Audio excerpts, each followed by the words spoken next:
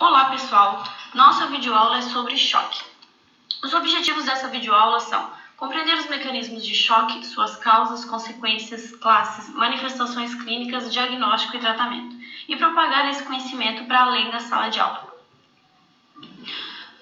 A definição do choque é uma síndrome causada por hipoperfusão dos tecidos que vai levar à incapacidade do sistema circulatório e fornecer oxigênio suficiente para os tecidos, levando a uma disfunção. O choque, quando ele é indiferenciado, ele precisa ser diagnosticado e encontrado sua etiologia, porque de acordo com cada etiologia vai ter um tratamento diferente. Eles podem ser inicialmente reversíveis, mas posteriormente, quando há falência múltipla de órgãos, são considerados irreversíveis. Eles são distribuídos entre algumas classes, como distributivo, cardiogênico, hipovolêmico e obstrutivo. No choque distributivo, por algum motivo, esse sangue não consegue se distribuir de forma adequada para todos os tecidos. O mais comum é o choque séptico. Ele é responsável por cerca de 65% dos choques encontrados nas unidades de tratamento intensivo. Os demais causas podem ser síndrome de resposta inflamatória sistêmica, choque neurogênico, choque anafilático, choque tóxico e choque endócrino. Na classe cardiogênico, há algo impedindo que o coração consiga exercer a sua função de bomba e jogando esse sangue para frente, que pode ser um infarto do miocárdio, arritmias atriais e ventriculares, ruptura da válvula do septo interventricular, intoxicação aguda pode ser por verapamil ou beta-bloqueador. Na classe do choque hipovolêmico, existe uma quantidade insuficiente de sangue para nutrir os tecidos. E ele pode ser hemorrágico, quando essa perda sanguínea é de forma direta, ou não hemorrágico, quando essa perda é de forma indireta. Ainda na classe do choque obstrutivo, existe algo obstruindo a passagem do sangue até chegar aos tecidos. Essa classe ela é bem rara de acontecer e as principais causas são embolia pulmonar, hipertensão pulmonar, pneumotórax hipertensivo, pericardite constritiva e cardiomiopatia restritiva. Então, para a gente conseguir entender exatamente como funcionam esses determinantes da perfusão tecidual, vale a pena a gente relembrar alguns dados da fisiologia. A pressão arterial sistêmica ela é dada pelo débito cardíaco vezes a resistência vascular sistêmica. O débito cardíaco, por sua vez, ele é dado pela frequência cardíaca vezes o volume sistólico, mas isso até determinado ponto, porque a frequência cardíaca, se muito elevada, ela diminui a capacidade do ventrículo de se encher de sangue e isso vai acabar diminuindo, por consequência, o volume sistólico. O volume sistólico, por sua vez, ele é dado pela pré-carga, que é a quantidade de sangue que chega no coração, a contratilidade sanguínea, que é a capacidade do coração em bombear esse sangue para frente, e a pós-carga, que é a resistência periférica, que vai impedir o coração de mandar esse sangue para frente ou não. A resistência vascular periférica, por sua vez, ele é dado pelo comprimento do vaso, que quanto maior o comprimento do vaso, maior a resistência. No choque, o comprimento do vaso ele não vai ser alterado. Pela viscosidade do sangue, quanto maior a viscosidade, maior a resistência, e pelo diâmetro do vaso, que quanto maior o diâmetro do vaso, menor a resistência. Quando a hipóxia tecidual chega a comprometer o metabolismo das células, o organismo ele detecta essas alterações através da ativação de alguns baroreceptores e de quimiorreceptores que estão presentes no arco aórtico, no átrio direito, no corpo carotídeo, na vasculatura esplênica, no aparelho justoglomerular dos rins e no sistema nervoso central. A ativação dessas respostas vai levar a uma resposta compensatória na tentativa de diminuir essa hipóxia tecidual. Uma das respostas compensatórias é a ativação do sistema renina-angiotensina-aldosterona, que vai aumentar a absorção de sódio e água nos rins, a liberação de catecolaminas, como norepinefrina e epinefrina, a redução do tônus vagal, o aumento do hormônio hidrocorticotrófico e cortisol, a liberação de vasopressina, o aumento de endotelina e de glucagon e a redução da secreção de insulina. O aumento do glucagon e a redução da insulina servem para manter maior quantidade de substrato presente no sangue, fazendo com que, mesmo essa menor quantidade de sangue que chega aos tecidos, como ela vai estar nutrida com maior quantidade de substrato, ainda seja suficiente para nutrir esses tecidos, mas isso também só até determinado ponto. Quando essas respostas compensatórias existem, acontecem algumas consequências no organismo, dentre eles o aumento da contratilidade do miocárdio e da frequência cardíaca, dada pela liberação de catecolaminas, que vai aumentar o débito cardíaco, a vasoconstrição arterial e venosa. Na vasoconstrição arterial, vai aumentar a pressão arterial, e na vasoconstrição venosa, vai aumentar o retorno venoso. Isso porque as veias, elas são vasos de capacitância, elas têm capacidade de armazenar uma determinada quantidade de sangue, e quando elas sofrem vasoconstrição, elas vão então impulsionar esse sangue para frente de volta à circulação.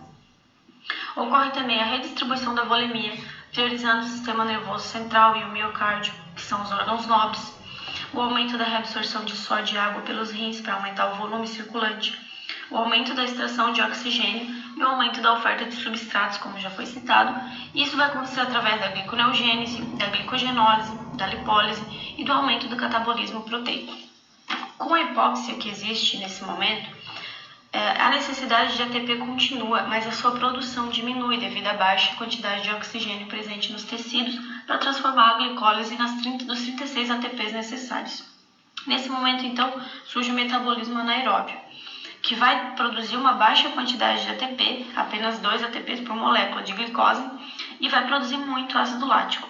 Esse ácido lático vai levar a uma acidose intracelular, que vai levar a uma série de respostas inflamatórias no organismo, como aumento dos fatores procoagulantes, dos monócitos, macrófagos, linfócitos, dos neutrófilos e da lesão endotelial. Isso vai levar a uma estase microvascular, a trombose e lesão endotelial, que vai gerar mais ainda a hipoperfusão. E nesse momento, isso cria um círculo vicioso, que a hipoperfusão vai levar a estase microvascular, trombose e lesão endotelial, e essas, por sua vez, vão levar a maior hipoperfusão. O choque ele ainda é dividido em alguns estágios de acordo com a sua evolução. No choque compensado, é quando esses mecanismos compensatórios do organismo são suficientes para manter o paciente assintomático. Geralmente, o aumento da frequência cardíaca e a vasoconstrição são suficientes para manter uma oxigenação adequada dos tecidos sem que o paciente tenha algum sintoma. No estágio de choque propriamente dito, esses mecanismos compensatórios já são insuficientes para manter, e o paciente vai começar a apresentar alguns sinais da disfunção. Já no estágio reversível, o choque ele progride para danos irreversíveis de órgãos, que pode levar à falência de múltiplos órgãos e até mesmo à morte. Nesse estágio, o paciente ele vai se apresentar em anúria, insuficiência renal aguda, acidemia, que vai diminuir ainda mais o débito cardíaco, a hipotensão vai se tornar cada vez mais grave, e a morte ela é comum nesse estágio. A sequência dos mecanismos compensatórios, então, se o paciente for tratado ainda no pré-choque, de forma precoce, ele vai ter mínima sequela ou nenhuma sequela. Se ele for tratado já no estágio de choque, que já tem inflamação, lesão celular e microvascular, esse paciente tem maior chance de apresentar sequelas. Já na lesão irreversível, que tem lesão celular e disfunção orgânica, o paciente tem grandes chances de sequela e ainda uma alta chance de mortalidade. Choque hipovolêmico. Caracteriza-se por um inadequado débito cardíaco em razão da perda de volume, sendo dividido em dois grandes grupos, o hemorrágico e o não hemorrágico. No choque hemorrágico, ainda tem uma subdivisão relacionada ao trauma. Além da hipovolemia ocasionada pela perda de sangue, muitas vezes existe grande destruição tecidual e uma marcante atividade inflamatória sistêmica devido ao trauma. Além da própria volemia, é importante lembrar que pode haver contusão miocárdica ou achados compatíveis com choque obstrutivo, como por exemplo tamponamento pericárdico ou pneumotórax. No choque hemorrágico não relacionado ao trauma, geralmente temos hemotórax, hemoperitônio, hematoma retroperitoneal, hemorragia digestiva e perdas externas. No choque não hemorrágico, a perda de volume pelo trato gastrointestinal, através de diarreia, vômito, a perda pelos rins, pelo excesso de diurético, por nefropatias perdedoras de sal, estado hiperosmolar e hiperglicêmico. Pode ser por perda por terceiro espaço, através de pancreatite aguda, obstrução intestinal, edema, ascite. Pode ser por queimaduras, hipertermia e ainda por outras causas. Em relação à gravidade da perda volêmica, o choque hipovolêmico ainda é dividido em 4 grandes classes, que podem ser de acordo com a perda volêmica em porcentagem, que na classe 1 vai ser menor do que 15% e na classe 4 pode ser maior que 40%. Pode ser de acordo com a perda volêmica em ml, e ainda de acordo com os sinais clínicos, como frequência cardíaca, pressão arterial, preenchimento capilar e frequência respiratória, entre outros. Do ponto de vista fisiopatológico, com a progressão da depressão volêmica, ocorre diminuição das pressões de enchimento das câmaras cardíacas, inicialmente compensada por taquicardia. Segue-se um aumento na atividade simpática, com hiperventilação, intensa vasoconstrição venosa, ativação do sistema renina-angiotensina-aldosterona, resposta neuroendócrina e liberação de vários mediadores de estresse. Também ocorre aumento da extração de oxigênio, levando à queda da saturação venosa mista de O2, o que aumenta a diferença entre o conteúdo de oxigênio arterial e o venoso. Com a manutenção da hipoperfusão, o metabolismo anaeróbio cresce ainda mais e os estoques de ATP são depletados, o que ocasiona aumento da produção de íons hidrogênio e de lactato. Isso vai levar a uma intensa resposta inflamatória, como já citamos na fisiopatologia geral do choque, com ativação plaquetária e coagulopatia, que levam a estase microvascular, lesão endotelial e mitocondrial, gerando uma disfunção orgânica e risco iminente de morte. No choque hemorrágico, sobretudo quando relacionado ao trauma, vários mecanismos adicionais podem influenciar as manifestações fisiopatológicas, como lesão tecidual pelo próprio trauma, fraturas ósseas, rabdomiólise e liberação de várias substâncias tóxicas na circulação, justificando uma resposta inflamatória sistêmica, o que acrescenta um componente distributivo ao choque hemorrágico. Trauma torácico, com lesão pulmonar, piorando ainda mais a oferta de oxigênio, contusão do miocárdio, que pode somar um componente cardiogênico no mecanismo do choque, obstrução ao fluxo sanguíneo, como no pneumotórax ou tamponamento pericárdico. Isso se dá porque os tipos de choque eles não ocorrem isoladamente, eles podem sobrepor-se. Choque obstrutivo. É definido como choque que ocorre em consequência de uma obstrução mecânica ao fluxo sanguíneo, o que gera redução do débito cardíaco e da perfusão sistêmica. Essa foto mostra um paciente com turgência jugular, que quando sem edema pulmonar associado, é um achado sugestivo de choque obstrutivo. O choque obstrutivo pode ocorrer nas seguintes situações. Tamponamento pericárdico, que é quando há acúmulo de líquido no pericárdio, limitando o espaço possível de expansão das câmaras cardíacas. Pode ocorrer por trauma, uremia, câncer, doenças autoimunes e tuberculose. Obstrução do débito de ventrículo direito. Pode ocorrer por embolia pulmonar, hipertensão pulmonar aguda. Aumento da pressão intratorácica.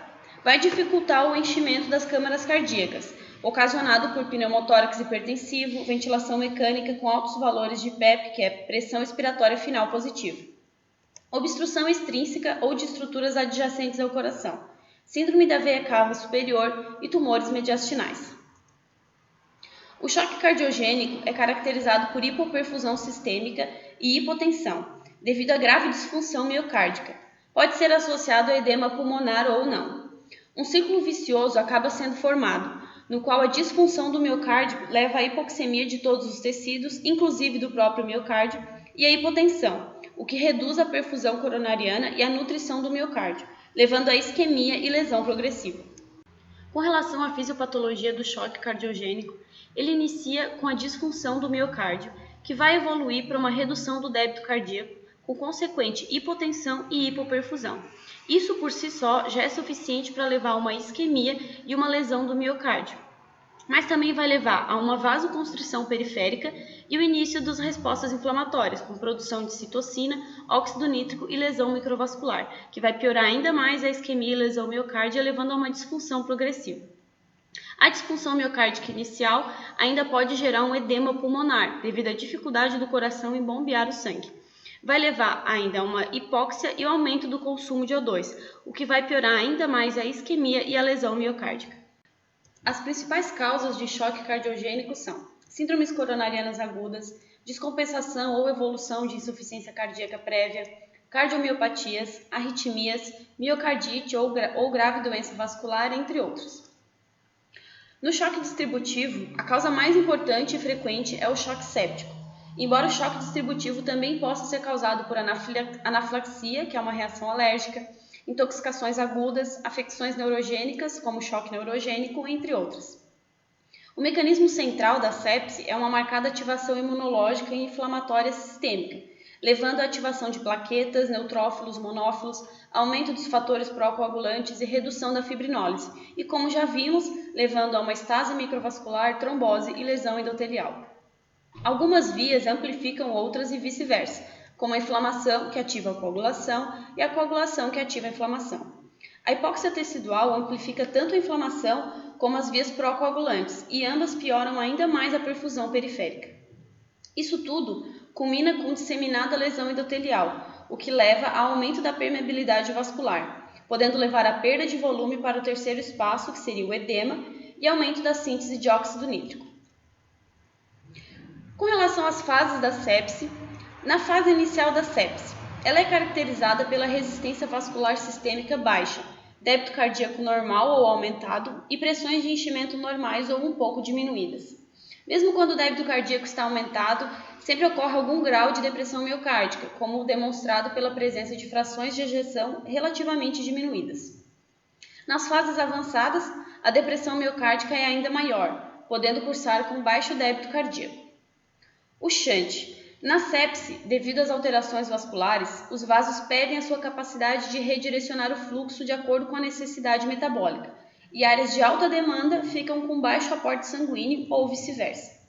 A consequência final será a necessidade de metabolismo anaeróbio nos tecidos de alta demanda com pouco fluxo, levando à acidose, acidemia e hiperlactatemia. Choque neurogênico. O choque neurogênico pode acontecer após lesão da medula espinal acima do nível torácico superior, grave traumatismo crânioencefálico ou como consequência de uma inadvertida migração caudal dos fármacos usados na anestesia subdural ou epidural.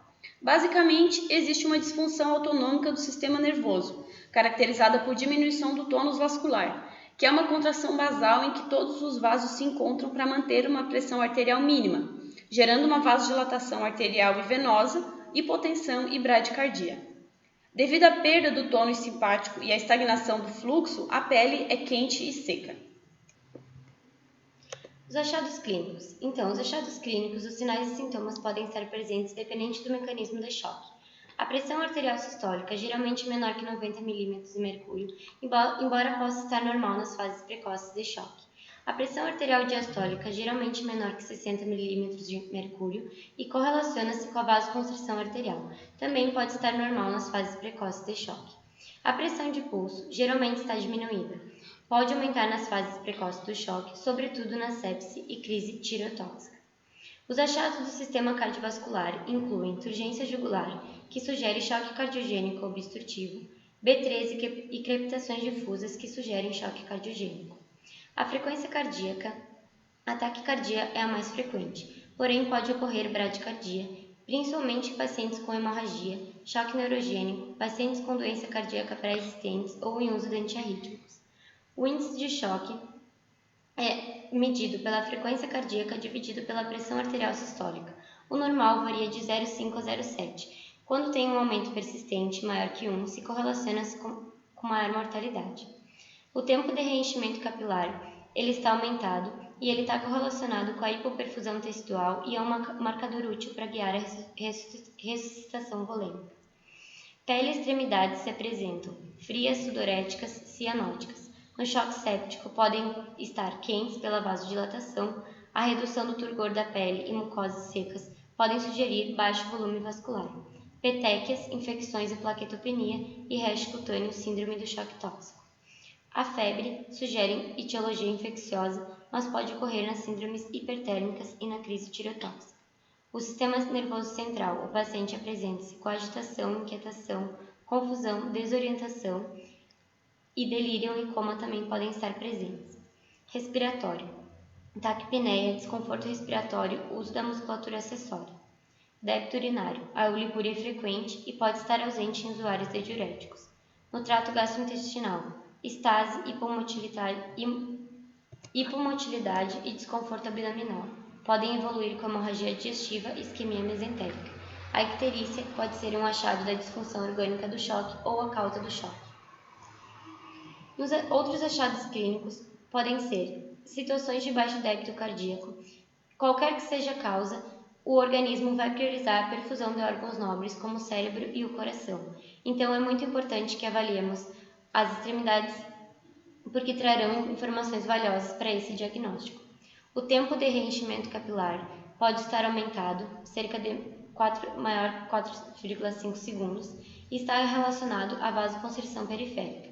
O reenchimento capilar lentificado está associado à diminuição da temperatura de membros e é um achado bastante sugestivo de situações de baixo débito cardíaco. Por isso, é muito importante que no exame cardiovascular deve-se constar obrigatoriamente a avaliação da frequência cardíaca, da pressão arterial, a avaliação da estase jugular, a ausculta cardíaca nos 4 focos principais, a avaliação do tempo de reenchimento capilar e a avaliação da temperatura das extremidades. Então, outros achados clínicos incluem taquicardia, que ocorre como uma resposta fisiológica normal à diminuição do volume sistólico. Porém, níveis acima de 130 batimentos por minuto podem interferir com o enchimento diastólico. Por isso, frequências cardíacas inapropriadamente baixas frente à hipotensão devem ser corrigidas. A hipotensão geralmente é a forma de apresentação do pronto-socorro. A hipotensão pode levar à hipoperfusão tecidual, devendo ser restaurada o mais precocemente possível. A temperatura é variável e deve ser medida no esôfago ou via retal. A medida da temperatura da pele pode ser falsamente baixa por causa da vasoconstrição. A oximetria de pulso pode mostrar hipoxemia, embora em caso de vasoconstrição intensa o dispositivo possa perder o sinal. Depressão de volume verdadeiro pode ocorrer quando os fluidos contendo sódio são perdidos na urina a partir do trato gastrointestinal ou da pele, ou por sequestro agudo de um terceiro espaço, que resulta em uma diminuição do volume intravascular. Quando ocorrem essas perdas de fluido, 2 fatores servem para proteger contra o desenvolvimento da hipovolemia. Quando o sódio alimentar e a ingestão de água são muito acima das necessidades basais, e o rim também protege minimizando as perdas urinárias, reforçando a reabsorção de sódio e água. Os 3 conjuntos de sintomas podem ocorrer em pacientes hipovolêmicos, que são os devidos à depressão do volume, os relacionados com a causa da perda de líquido e os devidos aos distúrbios eletrolíticos e ácidos base que podem acompanhar a depressão de volume. Sintomas relacionados com a depressão de volume estão relacionados com a diminuição da perfusão tecidual. As primeiras queixas incluem cansaço, sede, cãibras, tonturas e a perda de fluido mais grave pode levar a dor abdominal, dor no peito ou letargia. Porém, esses sintomas são geralmente reversíveis. Os pacientes também costumam relatar diminuição do volume e frequência urinária. Os sintomas relacionados com a causa da perda de líquido incluem vômitos, diarreia, poliúria, queimaduras na pele, e os sintomas relacionados com a normalidade de eletrólitos e ácido base dependem da composição do líquido que se perde. A fraqueza muscular, como exemplo, pode ser devido à hipocalemia, taquipneia devido à acidose, irritabilidade neuromuscular e confusão devido à alcalose, letargia, convulsão e confusão devido à hiponatremia ou hipernatremia. Manifestações em idosos podem ser silenciosas e não aparentes. A perda excessiva de líquido em indivíduos mais velhos muitas vezes se apresenta com sinais e sintomas inespecíficos. O mais específico da hipovolemia seria a perda de peso. Então, como exames complementares, nós temos o lactato. O lactato no citoplasma celular, a glicose é convertida em piruvato. Essa etapa não depende do oxigênio. Em condições de normoxia, o piruvato entra na mitocôndria e é metabolizado no ciclo de Krebs. Entretanto, na falta de O2, o piruvato não consegue entrar na mitocôndria, sendo então metabolizado o lactato, o que rende apenas 2 moléculas de ATP. A consequência dessa hipóxia é o acúmulo de íons H+, e de lactato. O lactato ele pode estar elevado por aumento de produção, por diminuição na captação ou por um fenômeno de lavagem, que é quando se restitui a volemia em pacientes previamente em estado de choque, liberando o lactato que estava represado. Ele não é um bom indicador de perfusão regional, ele é um bom indicador de gravidade e mortalidade em pacientes graves. Não deve-se colher o lactato de excesso venoso periférico, e sim apenas valores arteriais ou venosos centrais. Outro exame complementar seria o excesso de base. A definição de excesso de base é a quantidade de íons H+, que deve ser adicionados em uma solução para que o pH fique normal. Valores menores que menos milimol por litro são indicativos de acidose metabólica. O excesso de lactato pode levar à acidose, consumindo bases no sangue. Os valores de excesso de base correlacionam-se bem com a presença e gravidade do choque. Servem também para monitorar a reposição volêmica e seus valores se normalizam com a restauração do metabolismo aeróbio. Outro exame complementar é a variação da PCO2, que com o metabolismo anaeróbio ocorre uma previsível diminuição no consumo e captação de O2. Também ocorre diminuição na produção de CO2, compensada parcialmente por um aumento da produção de CO2 pela via anaeróbia. Portanto, o coeficiente respiratório, volume de CO2 por volume A2, aumentará. Outros achados incluem hiperglicemia, que é um achado comum nesses pacientes e usualmente reflete a ação de hormônios contrarreguladores, como a epinefrina, cortisol e glucagon. Outros achados laboratoriais se correlacionam com as disfunções orgânicas e incluem elevação de enzimas hepáticas e bilirrubinas, elevação das escórias nitrogenadas, hipoxemia e hipocapnia na gasometria, bem como a presença de acidose metabólica. A incidência de culturas positivas em pacientes sépticos varia de 10% a 45%. Assim, na suspeita de infecção, é importante a coleta de culturas seguida de antibiótico terapia empírica, que é guiada pelo quadro clínico do paciente e pela suspeita do foco inicial. Algumas condições exigem uma conduta invasiva e rápida. Por exemplo, uma punção lombar na suspeita de meningite aguda, uma artrocentese na suspeita de pioartrite ou a pesquisa de plasmódio em sangue periférico na suspeita de malária para excluir essas condições. Os exames de imagem são úteis no choque séptico para identificar o local de infecção. Um passo importante na abordagem do paciente choque é a monitorização do transporte de oxigênio. Ela é utilizada para avaliar a oferta e o consumo de oxigênio, e ela é feita através de algumas variáveis de oxigenação. Essas variáveis podem ser variáveis medidas ou variáveis calculadas. Entre as medidas tem a pressão arterial de A2 e a pressão arterial de CO2, a saturação arterial e venosa de A2 e a pressão venosa de A2. As variáveis calculadas podem ser a oferta de oxigênio, o consumo de oxigênio, o conteúdo arterial de oxigênio e o conteúdo venoso de oxigênio. A oferta de oxigênio é obtida através do cálculo da oferta de oxigênio indexada. Esse cálculo é o produto do conteúdo de oxigênio no sangue arterial, multiplicado pelo índice cardíaco e multiplicado por 10 para transformar o resultado para ml por minuto metro quadrado. Essa oferta de oxigênio é a taxa no qual o oxigênio é transportado dos pulmões para a microcirculação. E dentro dessa fórmula tem o conteúdo de oxigênio no sangue arterial. Dentro dessa fórmula do Ca de A2, há o parâmetro da hemoglobina. Como a hemoglobina é um importante fator na equação, discussões recentes têm focado na reposição de sangue. Há pouco tempo, mesmo em pacientes assintomáticos, um nível de hemoglobina de 10 gramas por decilitro era objetivo.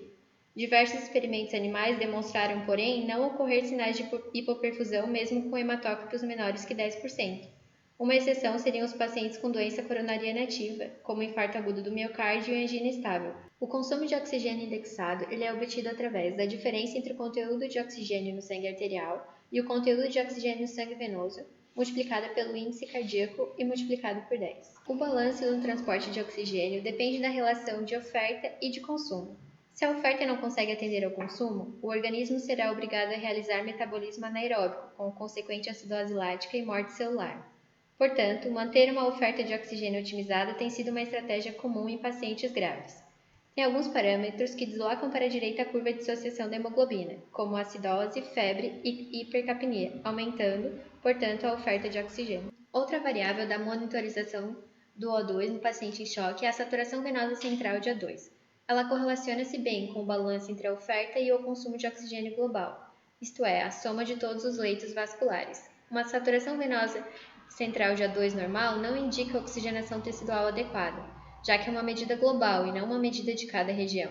Já uma saturação venosa central de A2 menor que 70% correlaciona-se com um balanço desfavorável entre a oferta e o consumo de oxigênio.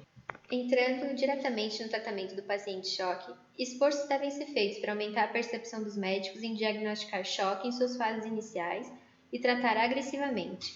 Quanto mais precoce o tratamento, melhor o prognóstico para o doente.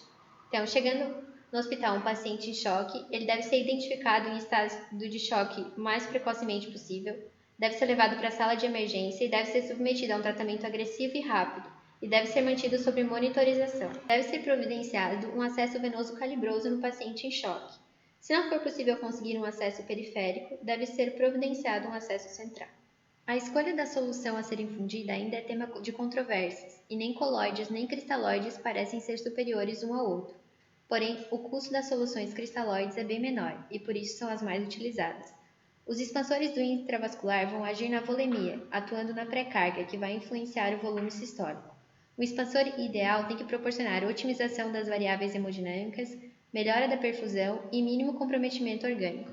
Essa tabela busca comparar as soluções expansoras do intravascular, colóides e cristalóides. Os cristalóides, como o soro fisiológico e o Ringer lactato, e os colóides, como a albumina, o poliamidos e o dextran. Entre a comparação dos cristalóides, o soro fisiológico, devido ao baixo pH da solução e às altas concentrações de cloro, quando utilizado em grandes volumes, pode causar acidose metabólica e hiperclorêmia. Já o Ringer lactato é uma solução mais balanceada que o soro fisiológico, tem capacidade de tampão, pois lactato e hidrogênio são convertidos em CO2 e H2O no fígado, não causa coagulopatia e não causa acidose hiperclorêmica. Entretanto, não deve ser usada se houver suspeita de hipercalemia em pacientes com disfunção hepática, pois o lactato é metabolizado no fígado, podendo se acumular. Durante a reposição volêmica é comum o aparecimento de hipotermia, por isso ela deve ser prevenida pelo uso de soluções cristalóides aquecidas. A quantidade inicial de fluidos deve ser de pelo menos 20 a 40 ml por quilo e deve ser monitorizada pelos parâmetros clínicos, como melhora da pressão arterial, diminuição da taquicardia, aumento do débito urinário e do nível de consciência. Além disso, deve ser monitorizada pelo aumento da PVC e por parâmetros laboratoriais, como melhora do excesso de bases, queda do lactato e aumento da saturação venosa central de O2. A rápida e apropriada restauração da volemia bloqueia o ciclo vicioso do choque e diminui a necessidade de vasopressores. Por isso, a reposição volêmica é um dos mais importantes passos no tratamento do paciente choque. Porém, nenhum guia de adequação da ressuscitação volêmica é universalmente efetivo, devendo ser usadas várias modalidades de maneira complementar. A variação da pressão de pulso é calculada em um único ciclo respiratório, como a diferença entre a pressão de pulso máxima e a mínima, durante a inspiração e expiração, com pressão positiva, dividida pela média da pressão máxima e pressão mínima, como é mostrado na fórmula. Quanto maior a variação de pressão de pulso, maior a chance de o doente responder a volume.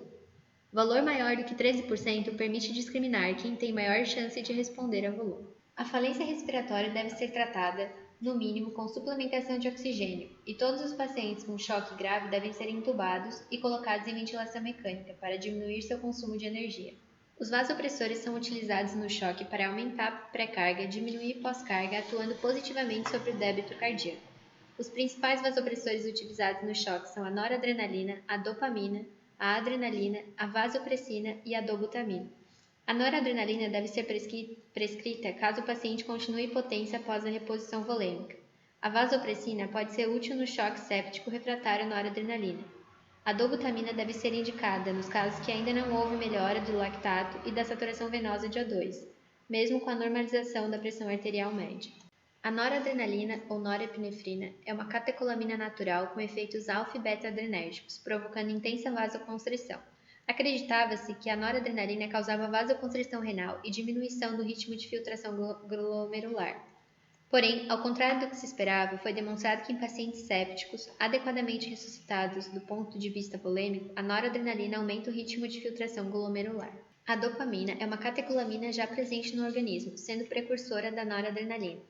Ela é útil no choque em doses intermediárias e doses maiores que 10 microgramas. Em doses intermediárias, ela predomina a ação beta-adrenérgica, com aumento do inotropismo cardíaco e da frequência cardíaca. Já nas doses maiores que 10 microgramas, predomina a resposta alfa-adrenérgica, com aumento da resistência sistêmica e da pressão arterial. Dobutamina é uma catecolamina sintética. Possui mais efeito nos receptores beta-adrenérgicos, tem efeito cronotrópico, que é quando aumenta a frequência cardíaca, e inotrópico, que é quando aumenta a força de ação. Causa discreta vasodilatação sistêmica, o que facilita a pós-carga. Pode ser útil ainda em choque cardiogênico e nos casos de choque que persistem com a saturação venosa de O2 menor que 70% após a ressuscitação volêmica, com pressão arterial média maior que 65 mm de mercúrio e hemoglobina maior que 10 gramas por decilitro. Pode piorar a hipotensão em pacientes com depressão de volume, pela vasodilatação causada. Vai gerar arritmias pelo cronotropismo, se utilizado em doses erradas, e aumento do consumo miocárdico de O2 pelo aumento da frequência cardíaca no inotropismo. Vasopressina ou epinefrina. Atua nos receptores V1 localizados nas células musculares dos vasos, com efeito vasoconstritor direto nesses mesmos locais.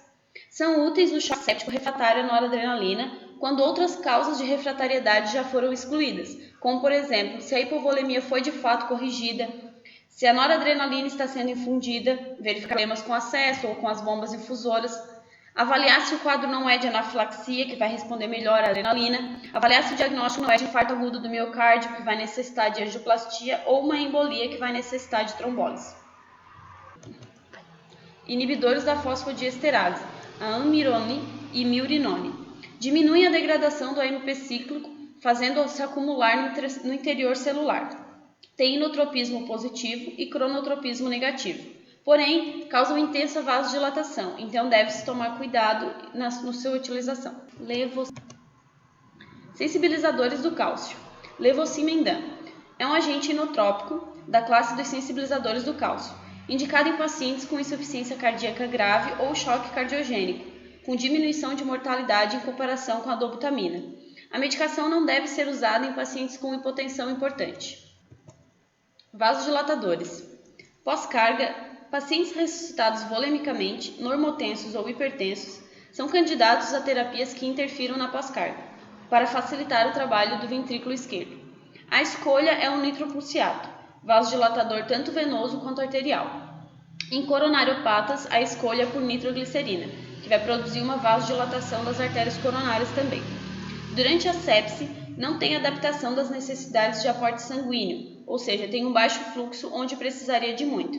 Nesse caso, os nitratos e outros vasodilatadores agiriam recrutando essas áreas com baixo fluxo, melhorariam a chegada de oxigênio nesses tecidos.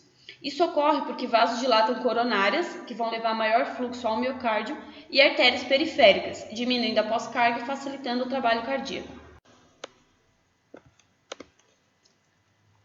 Objetivos do tratamento. O tratamento com fluidos e catecolaminas visa basicamente melhorar a oferta de oxigênio para suprir as necessidades do organismo, restaurando o metabolismo aeróbio. Aumentar a oferta do paciente permite que ele se afaste da zona de dependência, na qual o consumo de O2 é limitado pela baixa oferta, resultando em metabolismo anaeróbio. Tratar o paciente o mais precoce possível é indicado já na emergência. Esperar uma vaga da UTI não é indicado. Conclusões do tratamento. Acesso venoso calibroso e reposição volêmica agressiva são essenciais no tratamento inicial do paciente chocado, exceto se houver congestão. Noradrenalina deve ser prescrita caso o paciente continue hipotenso após a reposição volêmica. Vasopressina ou epinefrina podem ser úteis no choque séptico refratário à noradrenalina.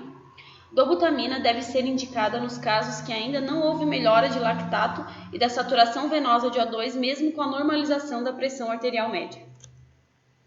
Como referências, nós utilizamos 2 artigos do Up to Date, o Current, de Medicina Interna, o Guyton, de Fisiologia Médica, Emergências Clínicas da USP, e o Goodman, que é um manual de farmacologia.